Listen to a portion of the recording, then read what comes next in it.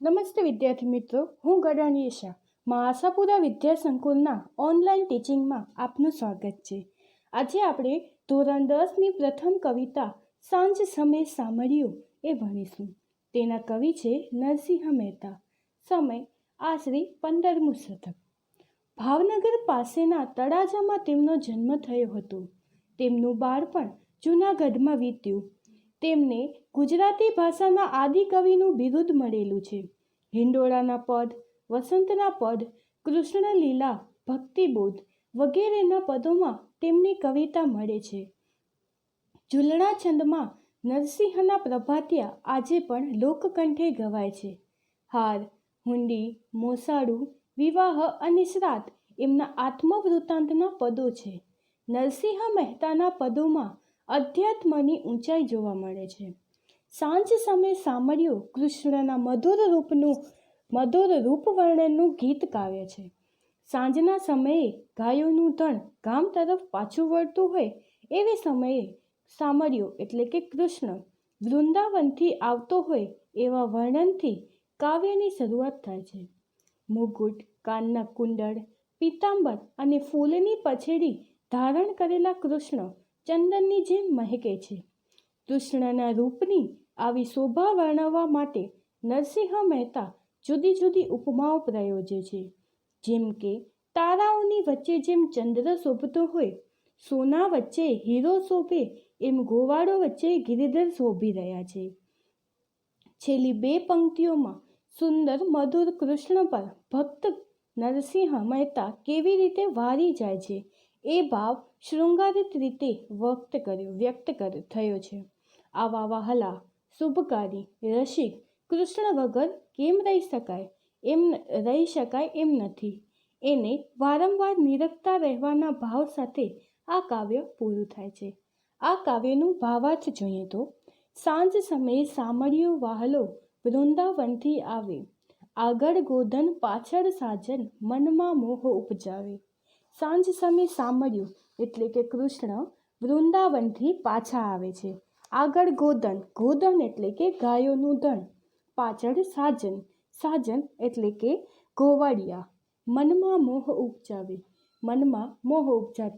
એટલે તેનું મનમોહક રૂપ દર્શાવે છે. આ પંક્તિનો ભાવાર્થ જોઈએ તો, સાંજના સમયે સામળિયો એટલે કે કૃષ્ણ છે તે વૃંદાવનથી પાછા ફરી રહ્યા છે ત્યારે તેની આગળ ગોધન એટલે કે ગાયોનું ટોળું આવે છે અને પાછળ સાજન એટલે કે ગોવાળિયા આવે છે અને તેની વચ્ચે છે કૃષ્ણ. એ મનમાં મોહ ઉપજાવે છે એટલે કે એકદમ સુંદર લાગી રહ્યા છે. બીજી પંક્તિ જોઈએ તો, મોર મુકુટ શિર સુંદર ધર્યો, કાને કુંડળ લહેકે, પહેર્યા પીતાંબર ફૂલની પછેડી, ચૂવા ચંદન મહેકે. મુકુટ એટલે કે માથા ઉપર ધારણ કરવાનું ઘરેણું. તેના પછી છે કુંડળ એટલે કે કાનમાં પહેરવાનું ઘરેણું. પીતાંબર પીળું રેશમી વસ્ત્ર. પછેડી એટલે ઓઢવાની જાડી ચાદર. ચૂવા એટલે કે સુગંધી તેલ અને ચંદન એક જાતનું સુગંધી લાકડું સુખડ. આ પંક્તિનો ભાવાર્થ કંઈક આમ થાય છે. તેમણે મોરના પંખવાળો સરસ મજાનો એવો મસ્તક ઉપર એટલે કે માથા ઉપર મુકટ ધારણ કર્યું છે. તેમના કાનમાં સરસ એવા કુંડળ ઝૂલી રહ્યા છે. તેમણે પીળા રંગના વસ્ત્રો પહેર્યા છે અને શ્રી કૃષ્ણ છે તે સુગંધી તેલ અને ચંદનની જેમ મહેકી ઉઠ્યા છે. આ પંક્તિમાં શ્રી કૃષ્ણએ કેવા અલંકાર અને કેવા વસ્ત્રો પહેર્યા છે તેની વાત કરી છે. આગળની પંક્તિઓ જોઈએ તો, તારામંડળમાં જેમ સસિયર શોભે હેમે જડિંગ હીરો, તેમ ગોવાળમાં ગિરિધર શોભે હળધરનો વીરો. તારામંડળમાં એટલે કે તારાઓના મંડળમાં સસિયર એટલે ચંદ્ર, હેમ એટલે કે સોનું અને હળધર એટલે કે બલરામ, હળને ધારણ કરનાર. આ પંક્તિનો ભાવાર્થ આપણે જોઈએ તો, તારાઓની વચ્ચે જેમ સસિયર એટલે કે ચંદ્ર શોભે છે, હેમે જડિંગ હીરો એટલે સોનામાં રહેલો હીરો શોભે છે, તેવી રીતે ગોવાળિયાની વચ્ચે શ્રી કૃષ્ણ શોભી રહ્યા છે. અહીં બલરામનો ભાઈ એવા શોભી રહ્યા છે. અહીં કૃષ્ણના સુંદર રૂપની વાત કરવામાં આવી છે કે જેમ તારામંડળમાં તારા શોભે, સોનામાં હીરો શોભે, એવી જ રીતે દરેક જગ્યાએ કૃષ્ણ અહીં શોભી રહ્યા છે.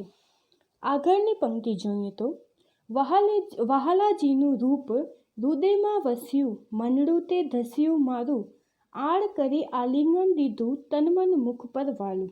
વહાલાજી એટલે કે કૃષ્ણનું રૂપ, કૃષ્ણનું જે રૂપ છે તે હૃદય એટલે કે હૃદયમાં વસેલું છે. મનડું તે ધસ્યું, મનડું એ બાજુ, મારું મન છે એ બાજુ ધસાય છે. આ પંક્તિનો ભાવાર્થ જોઈએ તો નરસિંહ મહેતા કહે છે કે વાલાજી એટલે કે શ્રી કૃષ્ણનું જે રૂપ છે તે મારા હૃદયમાં વસી ગયું છે. મનડું તે ધસ્યું મારું એટલે કે તેના તરફ મારું મન દોડી રહ્યું છે. આળ કરીને એટલે કે વહાલ કરીને તેને આલિંગન એટલે કે તેને ભેટી પડું અને મારું તન અને મન તેની ઉપર વારી જાઉં એટલે કે તેને સમર્પિત કરી દઉં, એવું નરસિંહ મહેતા અહીં કહે છે. તેના પછીની પંક્તિ જોઈએ તો વહાલાજીનું રૂપ મહાશુભકારી, રસિયા વેણ કેમ રહીએ, નરસૈયાચા સ્વામીની શોભા નિરખી હરખીએ. અહીં નરસિંહ મહેતા કહે છે કે વાલાજી શ્રી કૃષ્ણજીનું રૂપ કેટલું શુભકારી છે, કેટલું સુંદર છે કે તેના વગર કેમ રહી શકાય. નરસિંહના સ્વામી એટલે કે કૃષ્ણ છે તેની શોભા જોઈને મારું મન હરખાય છે. તો વિદ્યાર્થી મિત્રો, આ કાવ્યમાં ભગવાન શ્રી કૃષ્ણના મનમોહક સુંદર રૂપનું વર્ણન કરવામાં આવ્યું છે. આ કાવ્યનો ભાવાર્થ આપણે ફરીથી એકવાર જોઈ લઈએ તો સાંજના સમયે સામળ્યો જ્યારે શ્રી કૃષ્ણ વૃંદાવનથી પાછા આવે છે ત્યારે તેની આગળ ગાયોનો ધણ છે, પાછળ સાજન એટલે કે ગોવાળિયા આવે છે અને તેની વચ્ચે શ્રી કૃષ્ણ છે એ એકદમ સુંદર લાગી રહ્યા છે. તેમણે મોરના પંખવાળું એવું સરસ મજાનો માથા ઉપર મુગટ પહેર્યો છે. તેના કાનમાં કુંડળ ઝૂલી રહ્યા છે. તેમણે પીળા રંગના વસ્ત્રો પહેર્યા છે અને સુગંધી તેલ અને ચંદનથી તે મહેકી ઉઠ્યા છે. તારાઓની વચ્ચે જેમ ચંદ્ર શોભે છે, સોનાની વચ્ચે સોનામાં રહેલો જેમ હીરો શોભે, એવી જ રીતે ગોવાળિયાઓની વચ્ચે કૃષ્ણ શોભી રહ્યા છે. નરસિંહ મહેતા કહે છે કે શ્રી કૃષ્ણનું જે રૂપ મારા હૃદયમાં વસી ગયું છે, મારું મન તેમના તરફ દોડી રહ્યું છે. મારું મન તો એમ થાય છે કે હું તેમને ભેટી પડું અને મારું તન અને મન તેમને સમર્પિત કરી દઉં. વાલાજીનું રૂપ શુભકારી છે. શ્રી કૃષ્ણનું રૂપ એટલું શુભકારી છે કે તેના વગર કેમ રહી શકીએ. નરસૈયાના સ્વામીની શોભા એટલે કે શ્રી કૃષ્ણની શોભા નિરખીને અમે અહીંયા હરખીએ છીએ એટલે કે ખુશ થઈએ છીએ. તો વિદ્યાર્થી મિત્રો, આ કાવ્યમાં કૃષ્ણજીના રૂપનું વર્ણન કરવામાં આવ્યું છે.